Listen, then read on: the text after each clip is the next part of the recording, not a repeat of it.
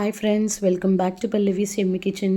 ఈరోజు మనం చేయబోయే రెసిపీ సంక్రాంతి స్పెషల్ రెసిపీ అండి. కజ్జికాయలు నార్మల్గా కాకుండా ఇలా టేస్టీగా హెల్తీగా చేసుకోవచ్చండి. అదేనండి డ్రై ఫ్రూట్ కజ్జికాయలు ఈజీగా చేసుకోవచ్చండి. ప్రిపరేషన్ ప్రాసెస్లోకి వెళ్ళిపోదాం. ముందుగా ఒక మిక్సింగ్ బౌల్ తీసుకొని అందులో 1 కప్పు గోధుమ పిండి, అరకప్పు మైదా పిండి, కొద్దిగా ఉప్పు, 1 చెంచాడు నెయ్యి వేసుకొని అన్నింటినీ ఇలా చక్కగా కలిపేసుకోవాలి. తర్వాత ఇందులో కొద్దిగా నీళ్లు పోసుకుంటూ చపాతీ పిండిలాగా ఇలా చక్కగా కలిపేసుకోవాలి. పిండిని కాసింత గట్టిగా కలుపుకోవాలండి. ఇలా కలుపుకొని కాసేపు నాననిద్దాం. ఇప్పుడు మన దగ్గర ఉన్న ఏ డ్రై ఫ్రూట్స్ అయినా సరేనండి, అన్నింటినీ ఇలా తీసేసుకోవాలి. ఇప్పుడు స్టవ్ పై బాండి పెట్టేసుకొని 2 చెంచాల నెయ్యిని పోసి మనం తీసుకున్న డ్రై ఫ్రూట్స్ అన్నిటినీ చక్కగా వేయించుకోవాలి.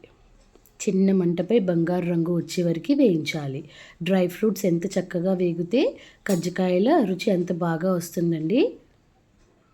ఇలా అన్నింటినీ చిన్న మంటపై ఓపికతో ఫ్రై చేసుకోవాలి. ఇప్పుడు ఇందులో ఎండు కొబ్బరి ముక్కలను కూడా వేసేసుకుంటున్నాను. వాటిని కూడా నెయ్యిలో కాసేపు ఫ్రై అవ్వనిద్దాం.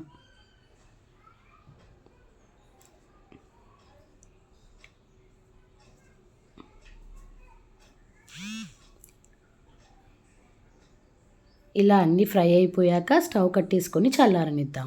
ఇప్పుడు ఇందులో 1/4 కప్పుడు బెల్లాన్ని కూడా తీసుకుంటున్నానండి. వీటన్నింటినీ ఇలా బరకగా గ్రైండ్ చేసుకొని పెట్టేసుకోవాలి. ఇప్పుడు అదే పెనంలో ఆయిల్ వేసేసుకొని వేడవ్వనిద్దాం. తర్వాత ముందుగా కలుపుకున్న పిండిని ఇలా ముద్దలుగా చేసేసుకొని పూరీల్లా ఒత్తుకోవాలి. కాసింత పొడిపిండి చల్లుకొని పూరీల్లా చక్కగా ఒత్తేసుకోవాలి.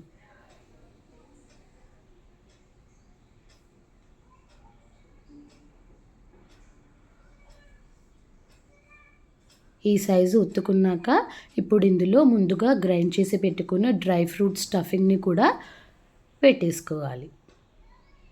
పెట్టేసుకొని అంచులు విడిపోకుండా కాసింత నీళ్ళతో ఇలా అద్దేసుకొని 2 పక్కల ఇలా ఫోల్డ్ చేసేసుకోవాలి. ఫోల్డ్ చేసుకొని కాసింత ఒత్తేసుకున్నాక ఇలా ఫోక్తో డిజైన్గా చేసుకోవచ్చండి.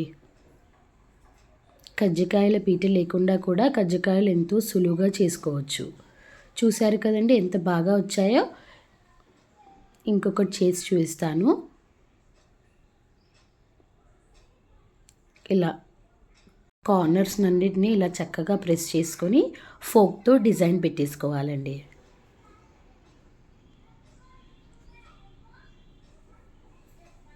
ఇలా అన్నింటినీ ప్రిపేర్ చేసేసుకోవాలి. చూశారు కదా ఎంత చక్కగా వచ్చాయో.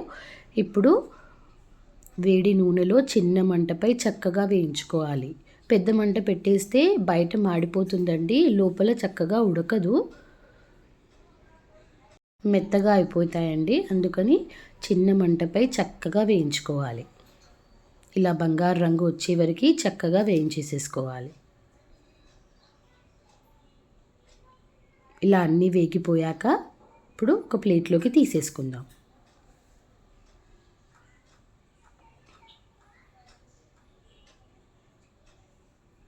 ఇలానే అన్ని కజ్జికాయలని వేయించేసేసుకోవాలి. మంట చిన్నగా పెట్టేసుకొని బంగారు రంగు వచ్చే వరకు ఫ్రై చేసుకోవాలండి.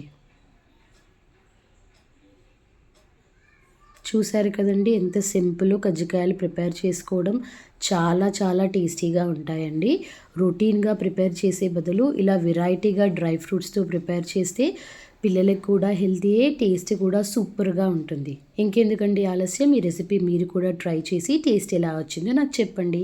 నా ఛానల్ని సబ్స్క్రైబ్